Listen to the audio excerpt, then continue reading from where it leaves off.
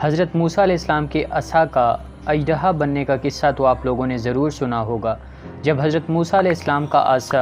اژدہا بن کر جادوگروں کے سانپوں کو نگل گیا تو جادوگر سجدے میں گر کر ایمان لائے، مگر فرعون اور اس کے متبعین نے ابھی بھی ایمان قبول نہیں کیا، بلکہ فرعون کا کفر اور اس کی سرکشی اور زیادہ بڑھ گئی، اور اس نے بنی اسرائیل کے مومنین اور حضرت موسیٰ علیہ السلام کی دل آزاری اور ایذا رسانی میں بھرپور کوشش شروع کر دی اور طرح طرح سے ستانا شروع کر دیا۔ فرعون کے مظالم سے تنگ دل ہو کر حضرت موسیٰ علیہ السلام نے خداوند قدوس کے دربار میں اس طرح دعا مانگی کہ اے میرے رب، فرعون زمین میں بہت ہی سرکش ہو گیا ہے اور اس کی قوم نے عہد شکنی کی ہے، لہٰذا تو انہیں ایسے عذابوں میں گرفتار فرما لے جو ان کے لیے سزاوار ہو اور میری قوم اور بعد والوں کے لیے عبرت ہو۔ حضرت موسیٰ علیہ السلام کی دعا کے بعد اللہ تعالیٰ نے فرعونیوں پر لگاتار 5 عذابوں کو مسلط فرمایا۔ وہ 5 عذاب ہم آج ہی اس ویڈیو میں ڈسکس کریں گے، اور اس سے پہلے اگر آپ نے ہمارے چینل کو سبسکرائب نہیں کیا تو چینل کو سبسکرائب کیجئے۔ اگر آپ فیس بک پر یہ ویڈیو دیکھ رہے ہیں تو ہمارے چینل کو فالو کیجئے۔ حضرت موسیٰ علیہ السلام کی قوم پر آنے والا پہلا عذاب طوفان کا تھا۔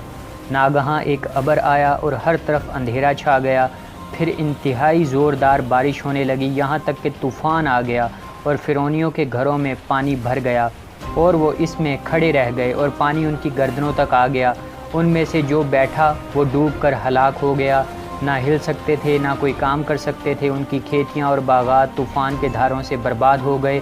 سینچر سے سینچر تک یعنی ہفتے سے ہفتے تک مسلسل 7 روز تک وہ لوگ اسی مصیبت میں مبتلا رہے، اور باوجود یہ کہ بنی اسرائیل کے مکانات فرعونیوں کے گھروں سے ملے ہوئے تھے، مگر بنی اسرائیل کے گھروں میں سیلاب کا پانی نہیں آیا اور وہ نہایت ہی امن و چین کے ساتھ اپنے گھروں میں رہتے تھے۔ جب فرعونیوں کو اس مصیبت کے برداشت کرنے کی تاب و طاقت نہ رہی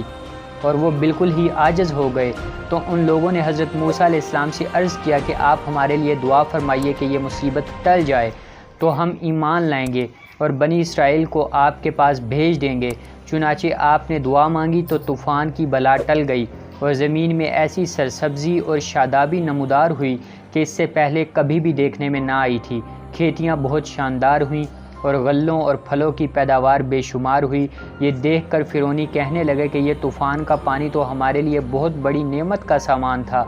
پھر وہ اپنے عہد سے پھر گئے اور ایمان نہیں لائے، اور پھر سرکشی اور ظلم و عصیاں کی گرم بازاری شروع کر دی۔ پھر اللہ تبارک و تعالیٰ نے ان پر دوسرا عذاب نازل فرمایا۔ دوسرا عذاب ٹڈیوں کا تھا۔ 1 ماہ تک تو فرعونی نہایت عافیت سے رہے، لیکن جب ان کا کفر و تکبر اور ظلم و ستم پھر بڑھنے لگا تو اللہ تعالیٰ نے اپنے قہر و عذاب کو ٹڈیوں کی شکل میں بھیج دیا کہ چاروں طرف سے ٹڈیوں کے جھنڈ آ گئے اور ان کی کھیتیوں اور باغوں کو، یہاں تک کہ ان کے مکانوں کی لکڑیاں تک کو کھا گئیں، اور فرعونیوں کے گھروں میں یہ ٹڈیاں بھر گئیں جس سے ان کا سانس لینا مشکل ہو گیا، مگر بنی اسرائیل کے مومنین کے کھیت اور باغ اور مکانات ان ٹڈیوں کی یلغار سے بالکل محفوظ رہے۔ یہ دیکھ کر فرعونیوں کو بڑی عبرت ہو گئی، اور آخر اس عذاب سے تنگ آ کر پھر حضرت موسیٰ علیہ السلام کے آگے عہد کیا کہ آپ اس عذاب کے دفع ہونے کے لیے دعا فرما دیں تو ہم لوگ ضرور ایمان لے آئیں گے اور بنی اسرائیل پر کوئی ظلم و ستم نہ کریں گے۔ چنانچہ آپ کی دعا سے 7ویں دن یہ عذاب بھی ٹل گیا اور یہ لوگ پھر 1 ماہ تک نہایت ہی آرام و راحت میں رہے، لیکن انہوں نے پھر عہد شکنی کی اور ایمان نہیں لائے۔ ان لوگوں کے کفر اور عصیان میں پھر اضافہ ہونے لگا۔ حضرت موسیٰ علیہ السلام اور مومنین کو ایذا دینے لگے اور کہنے لگے کہ ہماری جو کھیتیاں اور پھل بچ گئے ہیں وہ ہمارے لیے کافی ہیں، لہٰذا ہم اپنا دین چھوڑ کر ایمان نہیں لائیں گے۔ تو اللہ تبارک و تعالیٰ نے پھر ان پر تیسرا عذاب نازل فرمایا، وہ تھا گھن کا۔ غرض 1 ماہ کے بعد پھر ان لوگوں پر کمل کا عذاب مسلط ہو گیا۔ بعض مفسرین کا بیان ہے کہ یہ گھن تھا جو ان فرعونیوں کے اناجوں اور پھلوں میں لگ کر تمام غلوں اور میووں کو کھا گیا، اور بعض مفسرین نے فرمایا کہ ایک چھوٹا سا کیڑا تھا جو کھیتوں کی تیار فصلوں کو چٹ کر گیا اور ان کے کپڑوں میں گھس کر ان کے چمڑوں کو کاٹ کاٹ کر انہیں مرغے بسمل کی طرح تڑپانے لگا، یہاں تک کہ ان کے سر کے بالوں، داڑھی، مونچھوں، بھوؤں، پلکوں کو چاٹ چاٹ کر اور چہروں کو کاٹ کاٹ کر انہیں چیچک روح بنا دیا۔ یہ کیڑے ان کے کھانوں، پانیوں اور برتنوں میں گھس جاتے تھے، جس سے یہ لوگ نہ کچھ کھا سکتے تھے، نہ کچھ پی سکتے تھے، نہ لمحہ بھر کے لیے سو سکتے تھے، یہاں تک کہ اس عذاب سے بلبلا کر یہ لوگ چیخ پڑے اور پھر حضرت موسیٰ علیہ السلام کے حضور حاضر ہو کر دعا کی درخواست کرنے لگے اور ایمان لانے کا عہد دینے لگے۔ چنانچہ آپ نے ان لوگوں کی بے قراری اور گریہ وزاری پر رحم کھا کر دعا کی اور یہ عذاب بھی رفع دفع ہو گیا۔ لیکن فرعونیوں نے پھر اپنے عہد کو توڑ ڈالا اور پہلے سے بھی زیادہ ظلم و عدوان پر کمر بستہ ہو گئے۔ پھر ایک ماہ کے بعد ان لوگوں پر مینڈک کا عذاب نازل ہو گیا۔ ان فرعونیوں کی بستیوں اور ان کے گھروں میں اچانک بے شمار مینڈک پیدا ہو گئے اور ان ظالموں کا یہ حال ہو گیا کہ جو آدمی جہاں بھی بیٹھتا اس کی مجلس میں ہزاروں مینڈک بھر جاتے تھے۔ کوئی آدمی بات کرنے یا کھانے کے لیے منہ کھولتا تو اس کے منہ میں مینڈک کود کر گھس جاتے، ہانڈیوں میں مینڈک، ان کے جسموں پر سینکڑوں مینڈک سوار رہتے، اٹھنے بیٹھنے لیٹنے کسی حالت میں بھی مینڈک سے نجات نہیں مل سکتی تھی۔ اس عذاب سے فرعونی رو پڑے اور پھر روتے گڑ گڑاتے حضرت موسیٰ علیہ السلام کی بارگاہ میں دعا کی بھیک مانگنے لگے اور بڑی بڑی قسمیں کھا کر عہد و پیمان کرنے لگے کہ ہم ضرور ایمان لائیں گے اور مومنین کو کبھی ایذا نہیں دیں گے۔ چنانچہ حضرت موسیٰ علیہ السلام کی دعا سے 7ویں دن یہ عذاب بھی اٹھا لیا گیا، مگر یہ مردود قوم راحت ملتے ہی پھر اپنا عہد توڑ کر اپنی پہلی خبیث حرکتوں میں مشغول ہو گئی، مومنین کو ستانے لگے اور حضرت موسیٰ علیہ السلام کی توہین و بے ادبی کرنے لگے۔ تو پھر عذاب الہی نے ان ظالموں کو اپنی گرفت میں لے لیا اور ان لوگوں پر خون کا عذاب قہر الہی بن کر اتر پڑا۔ ایک دم بالکل اچانک ان لوگوں کے تمام کنووں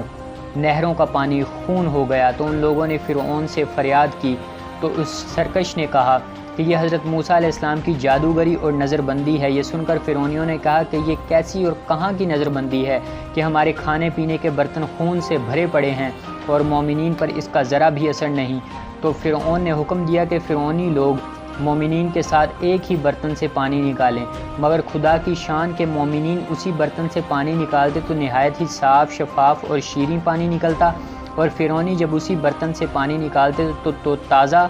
خالص خون نکلتا۔ یہاں تک کہ فرعونی لوگ پیاس سے بے قرار ہو کر مومنین کے پاس آئے اور کہا کہ ہم دونوں ایک ہی برتن سے ایک ہی ساتھ منہ لگا کر پانی پئیں گے، مگر قدرت خداوندی کا عجیب جلوہ نظر آتا۔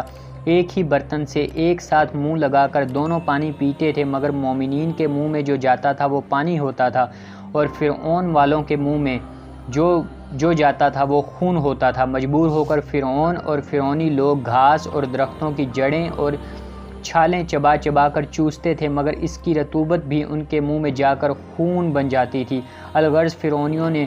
پھر گڑ گڑا کر حضرت موسیٰ سے دعا کی درخواست کی تو آپ نے پیغمبرانہ رحم و کرم فرما کر پھر ان لوگوں کے لیے دعائے خیر فرما دی۔ تو 7ویں دن اس خونی عذاب کا سایہ بھی ان کے سروں سے اٹھ گیا۔ الغرض ان سرکشوں پر مسلسل 5 عذاب آتے رہے اور ہر عذاب 7ویں دن ٹلتا رہا اور ہر 2 عذابوں کے درمیان 1 ماہ کا فاصلہ ہوتا رہا، مگر فرعون اور فرعونیوں کے دلوں پر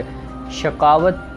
اور بدبختی کی ایسی مہر لگ چکی تھی کہ وہ پھر بھی ایمان نہیں لائے اور اپنے کفر پر اڑے رہے اور ہر مرتبہ اپنا عہد توڑتے رہے، یہاں تک کہ اللہ تعالیٰ کے قہر و غضب کا آخری عذاب آ گیا کہ فرعون اور اس کے متبعین سب دریائے نیل میں غرق ہو کر ہلاک ہو گئے، اور یہ دنیا ہمیشہ کے لیے خدا کے نافرمانوں، مردودوں اور عہد شکن لوگوں سے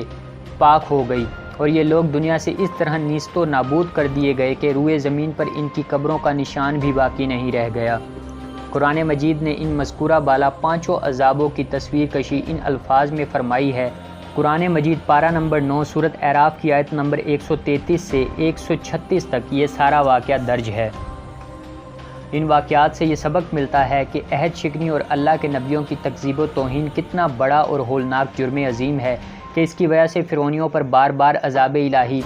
قسم قسم کی صورتوں میں اترا، یہاں تک کہ آخر میں وہ دریا میں غرق کر کے دنیا سے فنا کر دیے گئے۔ لہٰذا ہر مسلمان کو عہد شکنی اور سرکشی اور گناہوں سے بچتے رہنا لازم ہے کہ کہیں بدعمالیوں کی نحوستوں سے ہم پر بھی قہر الہی عذاب کی صورت میں نہ اتر پڑے۔ حضرت موسیٰ علیہ السلام کا صبر و تحمل اور ان کی رقیق قلبی بلا شبہ انتہا کو پہنچی ہوئی تھی کہ بار بار عہد شکنی کرنے والے اپنے دشمنوں کی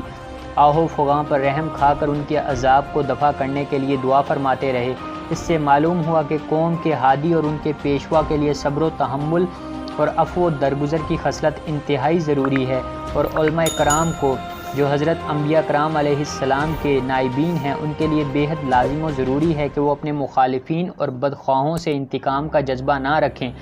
بلکہ صبر و تحمل کر کے اپنے مجرموں کو بار بار معاف کرتے رہیں، کہ یہ حضرت موسیٰ علیہ السلام کی مقدس سنت بھی ہے، اور ہمارے پیارے نبی حضرت محمد مصطفیٰ صلی اللہ علیہ وسلم کا تو یہ ایک بڑا ہی خاص اور خصوصی طرہ امتیاز ہے کہ آپ نے کبھی بھی اپنی ذات کے لیے اپنے دشمنوں سے کوئی بھی انتقام نہیں لیا، بلکہ ہمیشہ ان کو معاف فرما دیا کرتے تھے، اور یہ آپ کی مقدس تعلیم کا بہت ہی تابناک اور درخشاں ارشاد ہے کہ تم سے جو تعلق کاٹے تم اس سے تعلق جوڑو، اور جو تم پر ظلم کرے اس کو معاف کر دو، اور جو تمہارے ساتھ برا برتاؤ کرے تم اس کے ساتھ اچھا سلوک کرو۔ حضرت شیخ سعدی علیہ رحمہ نے اسی حدیث کی ترجمانی کرتے ہوئے ارشاد فرمایا کہ برائی کا برا بدلہ دینا تو بہت ہی آسان ہے، لیکن اگر تم جوان مرد ہو تو برائی کرنے والے کے ساتھ بھلائی کرو۔ امید ہے آپ کو یہ ویڈیو اچھی لگی ہوگی۔ ملتے ہیں اگلی ویڈیو میں۔ السلام علیکم۔